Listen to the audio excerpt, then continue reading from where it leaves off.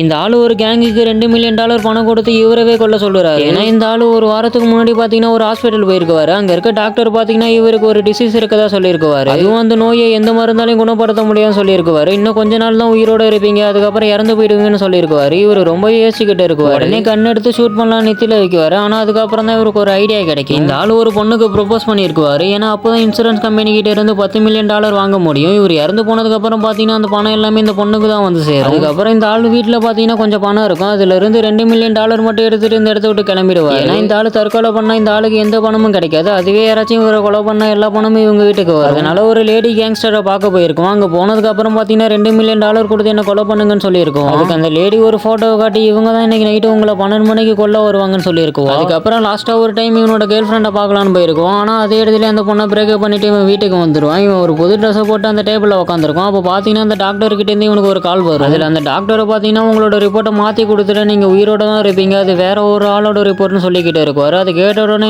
ரொம்பவே அதிர்ச்சி ஆயிடுவான். ஏன்னா இன்னைக்கு நைட்டு 12 மணிக்கு இவனை கொல்ல ஒரு கேங்ஸ்டர் வருவான். இன்னும் 12 மணியாக 4 நிமிஷம் தான் இருக்கும். அதனால இவன் ரொம்பவே பயந்துகிட்டு இருக்கும். அதுக்கப்புறம் உடனே இந்த இடத்த விட்டு கிளம்பலான்னு பார்க்குவான். அந்த கேங்ஸ்டர் இவன் வீட்டுக்கு முன்னாடி வந்து நின்றுடுவாங்க. இவன் கிட்ட இருந்த எல்லா கண்ணையும் தூக்கி தண்ணியில போட்டிருக்குவான். இவன் கிட்ட சேஃப்டிக்கான எந்த பொருளுமே இருக்காது. அதனால ரொம்பவே பயத்துல இருக்கும். டைமும் ரொம்பவே வேகமா போய்கிட்டு இருக்கும். அதுக்கப்புறம் எல்லா கேங்ஸ்டரும் இவன் வீட்டுக்கு முன்னாடி வந்து நின்றுடுவாங்க.